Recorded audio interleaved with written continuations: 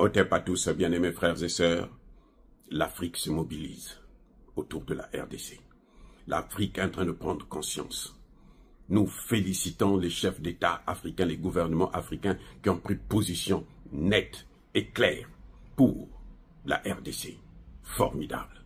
C'est ce que nous voulons. Nous comprenons maintenant que le travail que nous sommes en train de faire sur les réseaux sociaux n'est pas, nous ne prêchons pas dans le désert. Comme qui disais-je, nous ne prêchons pas dans le désert. Le message est en train de passer. De plus en plus, les pays africains sont en train de se mobiliser.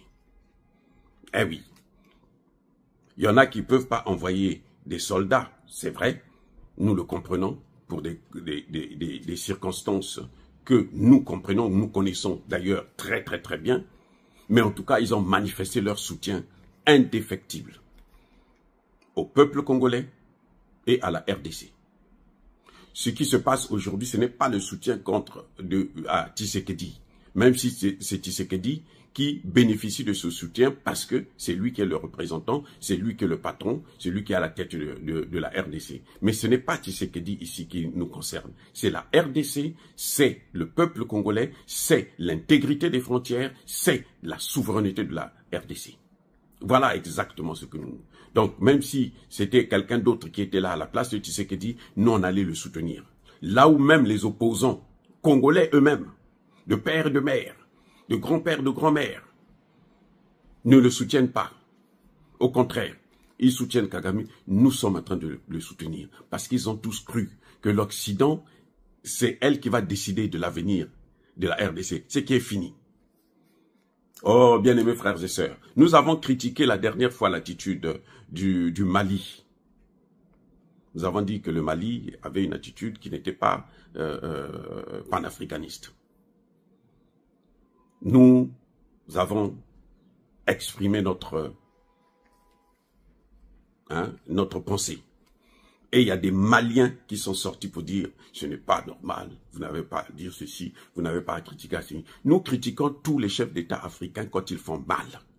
Nous, c'est comme ça. Nous, on ne va pas être là à passer notre temps à faire des éloges sur un seul président parce que il a fait un certain nombre de choses que tout le monde apprécie. Non.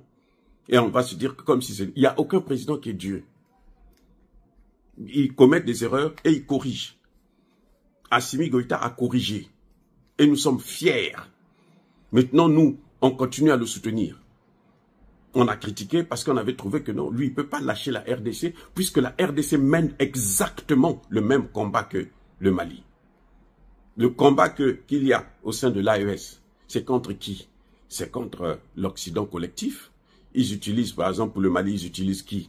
L'Algérie et la Mauritanie.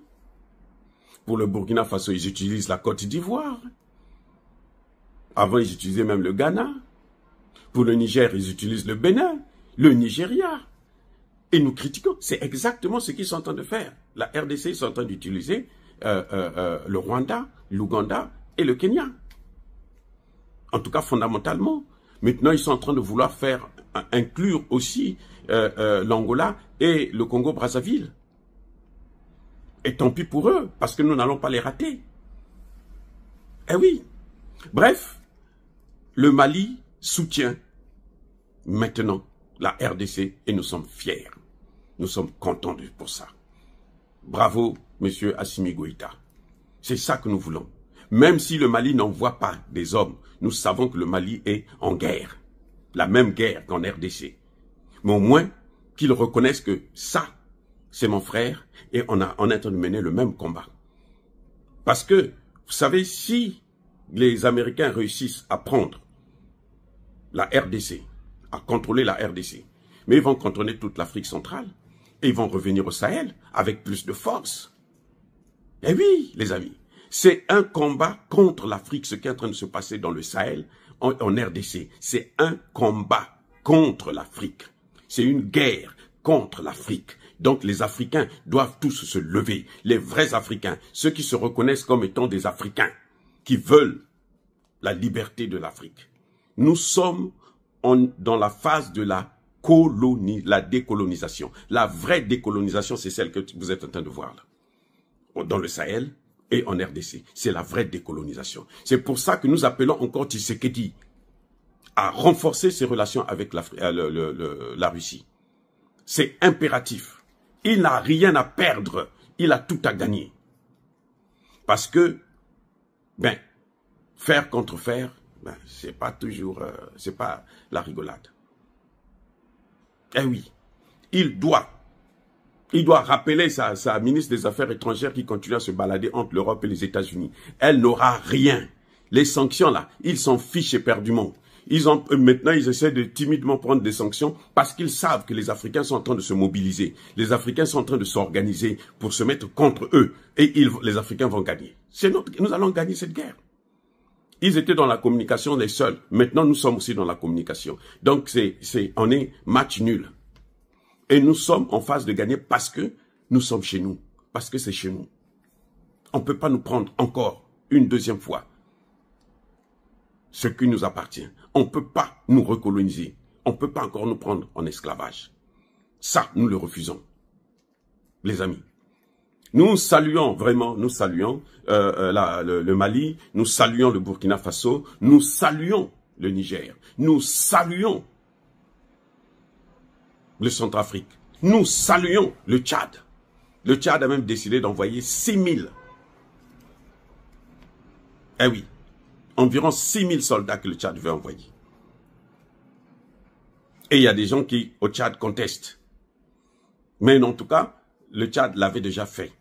En 1998, le père de celui qui est là au pouvoir, Kaka Déby, maréchal, les deux sont des maréchals, des maréchaux, je pense que c'est comme ça qu'on dit, il avait déjà envoyé des soldats en 98.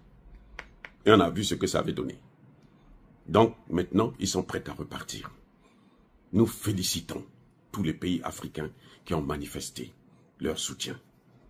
D'abord moral, mais aussi matériel et en homme de la RDC. Parce que le combat de la RDC, ce n'est pas pour la RDC seule, c'est le combat de tous les Africains. C'est comme le Sahel, c'est notre combat. C'est pour ça que nous avons pris ça à bras le corps. Je ne suis pas malien, je ne suis pas burkinabé, je ne suis pas nigérien. Je n'ai jamais été au Mali et au Niger. J'ai été déjà au Burkina Faso à plusieurs reprises. Mais je soutiens tous ces pays parce que ça nous concerne. C'est notre combat. Ce n'est pas le combat d'Assimi Goïta, de Traoré ou de Tiani. C'est notre combat. Ce n'est pas le combat de Tshisekedi, c'est notre combat. À nous tous. Et ensemble, nous vaincrons. Soyez bénis, abondamment bénis par le Dieu des Kémites et par nos ancêtres évangélisés, mais que tous ceux qui persécutent le continent africain le pillent et le déstabilisent, qu'ils soient noirs, blancs, chinois, arabes, juifs, indiens ou qui qu'ils soient punis, maudits, foudroyés, neutralisés, écrasés, effacés par le Dieu des Kémites et par nos ancêtres évangélisés. Vive l'Afrique éternelle, j'ai dit et j'assume.